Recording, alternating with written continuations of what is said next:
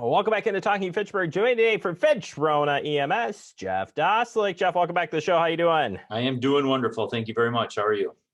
I'm getting through the humidity. We're taping this on the hottest day of the year so far, and I'm just dying of heat here. Just took a little bike ride, and that's right into where we're going to be talking today, among other things. You got a whole slew of stuff for you today, or for us rather. First, we want to talk about a new piece of equipment that you'll be having on the ambulance here real soon. Tell us about. Hopefully, I got this right. NeoMate. NeoMate, yes. So we were really fortunate to receive a donation from a patient that we had transported her their 1-year-old son in cardiac arrest back in November of last year. And out of an honor for him, they donated to Fitch-Rona a sizable donation. And then we also applied for a quick trip grant, which we were fortunate enough to get. And with that money, we purchased what we call a NeoMate. So in essence, it is a car seat that fits over the top of the stretcher, and we can put infants all the way up through the kids that should be in a car seat on the stretcher. And this will take the place of like a big, car seat that we have in the ambulance now. So it saves a lot of room, and then it also gives us the ability to take the little ones and put them in there as well. So we're really fortunate to get those donations, and it's in honor of the young man that we transported, and we thank them very much. And we will be talking more. You're going to show us how this unit works, and we'll break it down a little bit later in an upcoming interview with you. So excited to share that, and thankful for the donation and the grant from Quick Trip on that one. Yeah, I have to say, I just want to shout out to Nicole Newton as well, one of our paramedics, who is our pediatric coordinator here. And it was on her suggestion that we look at buying those, and it was a great suggestion, and we were able to put them on the truck. So Nicole, she did a nice job. And we'll hopefully hear from her as well on this whole project. So we're pulling everybody in for this one. We'll be excited to learn a little bit more about that project. Another project that I'm very excited about as well, and it's something you talked to us a little bit or last time, was the Leave a Dose program. And we're getting really close here on the final touches. What's the update? So the update is we've submitted an operational change to the state of Wisconsin for our operational plan. Fortunately, we're not reinventing the wheel with leaving Narcan behind at patients' residence. So the program's really already been in place. Gunderson Lutheran in the La Crosse area does a similar program. West Allis does a similar program. So we didn't need to reinvent the wheel in submitting our operational plan. We have some community partners that have been just extraordinary to work with and are really excited. The Narcan Direct program with the state of Wisconsin, which provides Narcan mostly to organizations such as the Public Health Madison Dane County. They've also been really supportive of our program. They'll be funneling the Narcan from the Narcan Direct program to us when we request it. They've also been gracious enough to do some community brochures that we will leave with patients or patients' family on how to get resources, how to do some outreach, and then Safe Communities as well. They've been really gracious in helping us with their recovery coaches, helping us with some Narcan, helping put information together.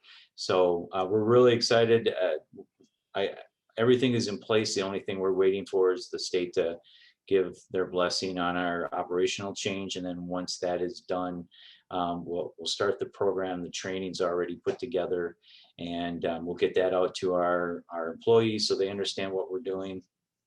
And then we're hoping with, as COVID starts to open up just a little bit, we're able to do some things.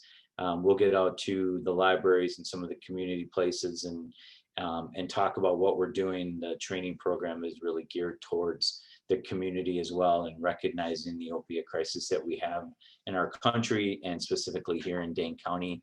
And as we're able to get out and give that information to them, we'll do that as well this summer. And I think it'll make a difference, in my opinion, on saving lives as a result of an opiate overdose. How many overdose or times, and I know this is not a true number of because we don't know who's not called 911 and needed it, Right. but how many times is Fitch-Rona EMS administering this, and is the trend been going upward? So just looking, if I had to look at the calls over the last year, it certainly has climbed a little bit over the last year, but for us, it's about 3 to 5 times on average a month where we're administering Narcan. A lot of those times, the police department is able to get there before we are, and they've administered Narcan, which has made a difference. There are some cases where families have administered Narcan, or patients have had Narcan on them, and family members or acquaintances have helped them out. So I think that it's a big enough problem in our community that we need to take another approach to try and save some lives. I think overall in Dane County, the numbers have increased pretty dramatically in 2019, and in maybe a little bit on average, if I asked Madison-Dane County, about the same as 2020, with all the numbers not in yet. So, but I don't think it's a situation that's going to get, dramatically better over time. I think it's either going to increase or stay pretty steady. And I know in my heart, I know that this is something that's going to save lives. Absolutely, and we're going to keep track of it, Jeff. Hopefully next time we talk to you, it will be implemented. And like you said, lots of steps to come still for community involvement. So we'll share all of that as we move forward. Finally today, since it is a little bit warm out and it's just a great time to get out and bike, and we've got a big biking community here in Fitchburg and Verona, we would be remiss if you didn't give us some few safety tips Sure. from your standpoint, from general emergencies for biking. And you've always given us good safety tips. So what do you got for us? Awesome. Well, these are pretty simple. I think are kind of no-brainers in my opinion, but lots of reminders as we move into the season we're biking. So just a couple of things. Obviously, wearing a bike helmet is going to save brains and head injuries. So making sure that you get a good bike helmet and that you have it properly fitted. Adjust your bike to fit you. So there's some tips that I think I've sent to you that you can put up there on how to adjust your bike and make sure that it's properly fit when you get on. Check your equipment. Do the best you can to control your bike. Watch for hazards. Verbal communications with drivers when you're out there.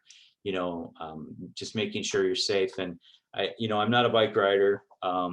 Exercise eludes me sometimes, but I think one of the things to remember is that drivers probably aren't paying as much attention to you as you should be paying to them. So just being aware of your surroundings, making sure that you're taking the safety precautions that you can prevent injuries, which is a helmet and proper fitting bike, and then just have an anticipation as to what a driver may or may not do during the course of them passing you or you passing them.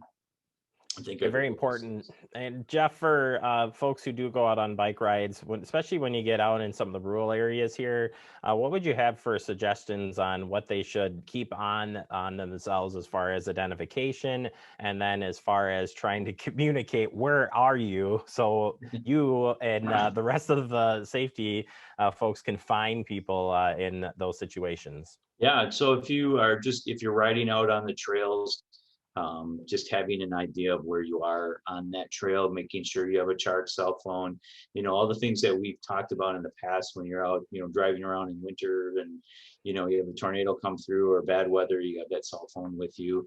So making sure that you have that information, a little fanny pack with some first aid stuff in there. If you happen to have an accident, you can at least bandage some of that stuff. And then just let people know, if you have somebody in your life that you can let know where you're at. It's really important to just say, I'm going to be out on the trail. I'm going to be riding from here to here. It usually takes me an hour. And, if they don't come back, you don't come back in an hour, at least we have an idea of where we might be able to look for you. We do have some mountain biking trails or those kinds of trails in our district. So having an idea, letting people know that you're going to be out on that on that mountain biking trail. And, we've had a couple accidents out there in the last 2 years, and they've been pretty significant injuries. So, just having all of that stuff with you and making sure people know where you're at, and your cell phone and just stuff to have on your person. Awesome. Well, Jeff, wish we could pick your brain a little bit more, but we don't have time for that. But glad you could able to share some of those great tips with us. Sure. We'll check back in with you next month. Stay safe out there, and thank you for all your time for helping us out. Yep. Thanks for giving us a shot to give our information to you. Every month, Jeff, I'm chasing you down, buddy. Always We'll here. get you back on here. Glad to have you here. Exactly. All right. We'll take a quick break. More to come. You're watching Talking Fitchburg.